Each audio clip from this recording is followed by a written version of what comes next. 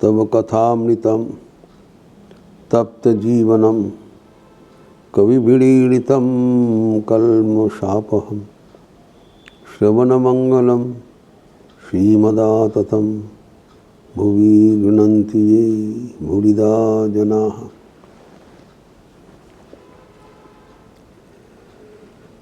भगवान दत्तात्रेय का चर्चा हो रहा था।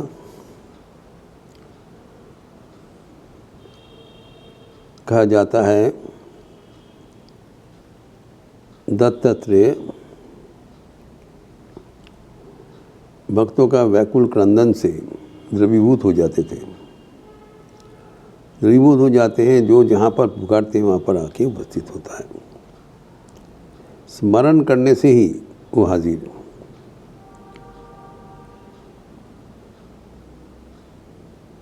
इसीलिए उनको स्मृतिगम्य कह लेते हैं।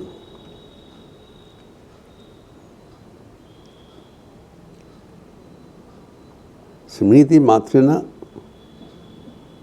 वो भक्तों के पास पहुंच जाएंगे।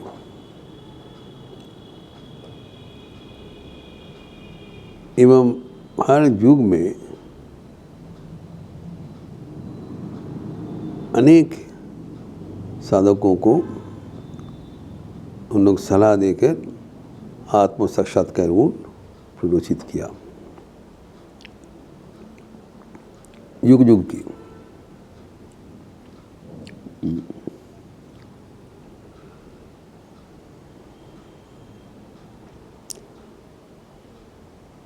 उन्हें द्वापर युग में परशुराम को गुरु बने थे। परशुराम का अत्यंत अहंकार था कि ये विराट योद्धा है। दत्तात्रेय जी उनका वो अहंकार नाश कर दिया एवं उनको आत्मज्ञान से प्ररोचित किया। तब परशुराम जी ने अश्रु से भरे हुए उनसे मार्जना भिक्षा किया एवं उनको गुरु रूप में वरण कर लिया था।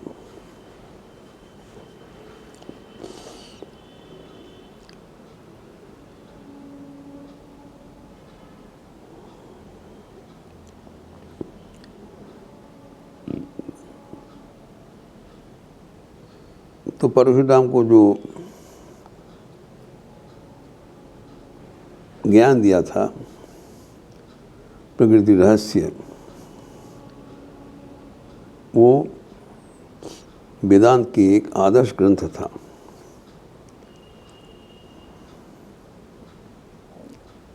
अभी भी है वेदांत का ग्रंथ, प्रकृति ज्ञान दिया था।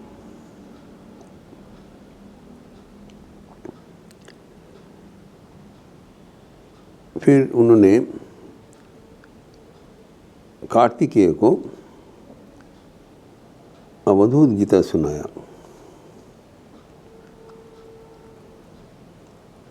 एवं प्रहलाद जी को भी उनने ज्ञान प्रदान किया।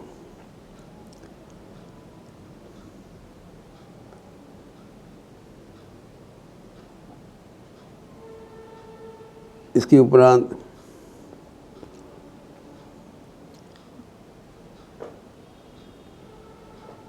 उन्होंने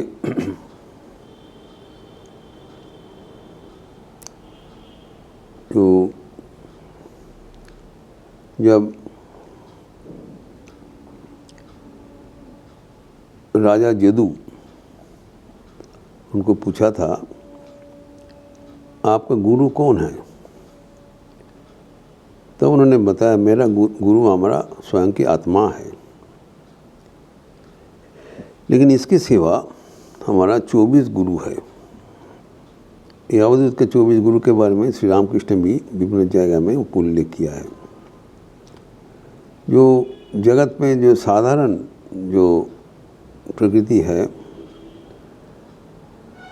पृथ्वी, जल, वायु, आकाश, सूर्य, चंद्रमा इत्यादि 24 गुरु उनके पास है। अर्थात प्रत्येक की जीवन देखते हुए वो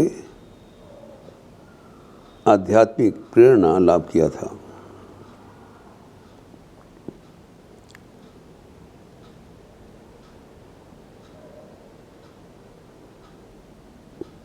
जो एक कुमारी का हस्त का बाला कि दोनों हाथ में 2 कंकन था, उसमें आवाज़ हो रहा था, तो एक बाला खोल दिया, फिर दूसरा बाला के में भी आवाज़ हो रहा था, उसमें भी खोल दिया, तब वो निस्संग हो गया। इसी करके तो इससे निस्संगता ही हमारे आध्यात्मिक जीवन का ज़रूरत है। इसी करके प्रत्येक वस्तु से शिक्षा ग्रहण करने का उन्होंने रहस्य सिखाया।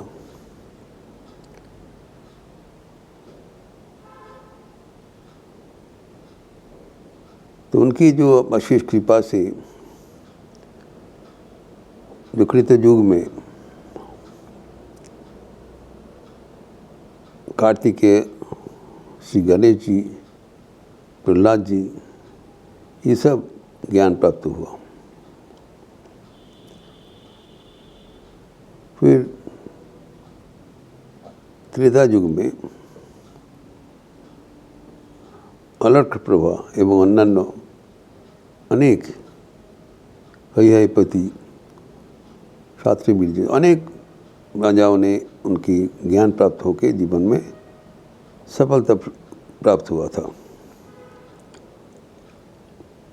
फिर द्वापर युग में प्रहलाद परशुराम को उन्होंने सिखाया। एवं कली युग में शंकराचार्य, गोरखनाथ, महाप्रभु,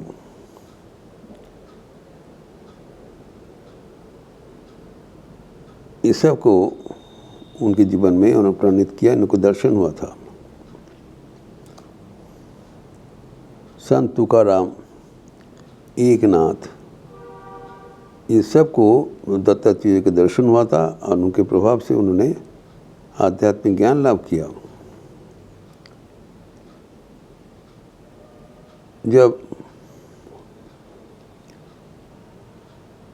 द्वापर युग का अंत में कली का प्रारंभ हुआ, कली युग में, तब श्री कृष्ण ने सोचा कि उनकी दिया हुआ ये धर्म अभी लुप्त हो जाएगा। तो उन्होंने दत्तात्रेय जी के कहा, आप इनको रक्षा करने का बंदोबस्त करें। तब उन्होंने नवनाथ युगियों को बुलाकर नाथ संप्रदाय में अपना जो विचार परंपरा सृष्टि किया, वह है प्रकृतिगामी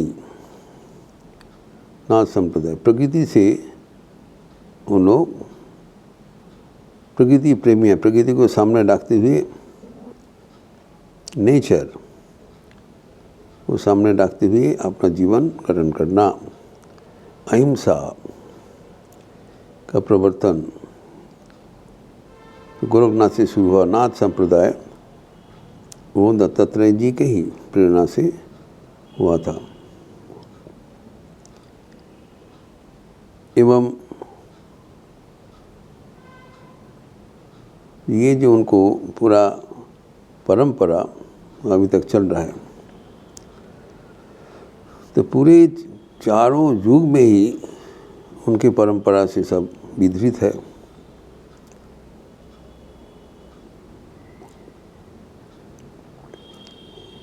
एवं उनकी जो चिंतन है, जो दर्शन है, वह है कि हमारी जीवन शैली ऐसी होना चाहिए ताकि उससे हम आखिर में आत्म साक्षात्कार लाभ कर सकें।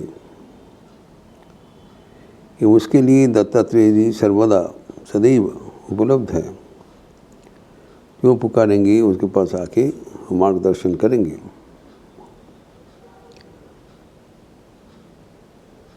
तो ये जो दत्तात्रेय जी का जो आविर्भाव एवं योगदान,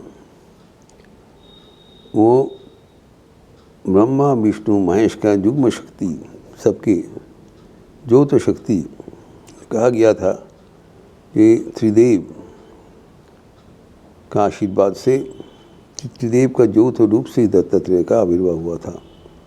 इसलिए उनको 3 शीर एवं 6 हाथ माना जाता है, शरीर एक है। तो सम्मिलित शक्ति से उन्होंने जो गुरु शक्ति का प्रभाव किया है, वो भगवान विष्णु अपने को दान कर दिया, दत्त किया, एवं अत्रि मुनि के पुत्र होने के नाते दत्त अत्रेय, अत्रेय के मिलके दत्तात्रेय नाम हुआ था।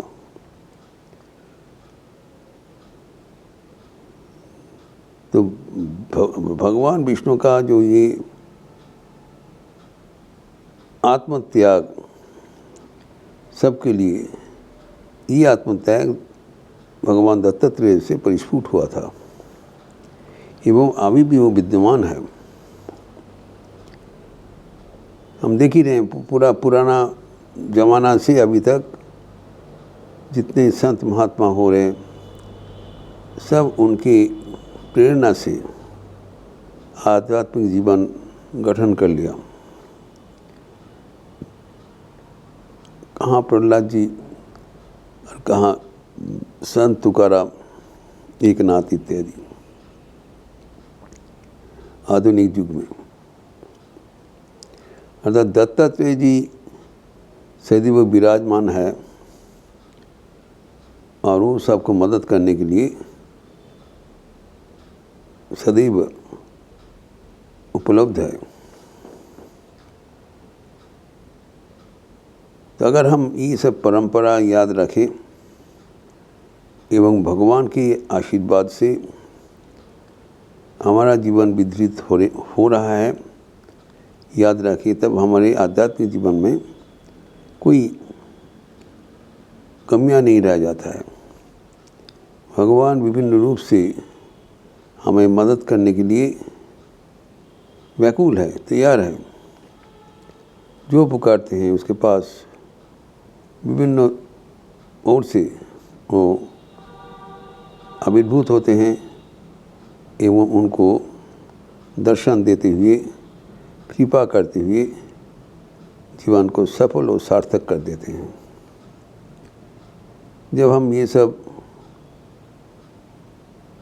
विभिन्न अवतार का चरित्र सुनते हैं, स्मरण करते हैं, तब आध्यात्मिक प्रेरणा से हमारे जीवन भी उद्भासित हो जाते हैं। ये प्रसंग और भी आगे बढ़ाते हुए हम अगले दिन चर्चा करेंगे। ओम शांति शांति शांति। हरि ओम तत्सत। श्री राम कृष्णार्पणमस्तु। आज अमावस्या का तिथि है। रामकृष्ण मठ लखनऊ की परंपरा अनुसार देवी नाम संकीर्तन होगी संध्या ऋतु के उपरांत। लिपि दिया जाएगा। अब सब संध्या ऋतु के उपरांत देवी नाम संकीर्तन में स्वागत है। अच्छा रहिए, स्वस्थ रहिए, आनंद में रहिए। नमस्कार।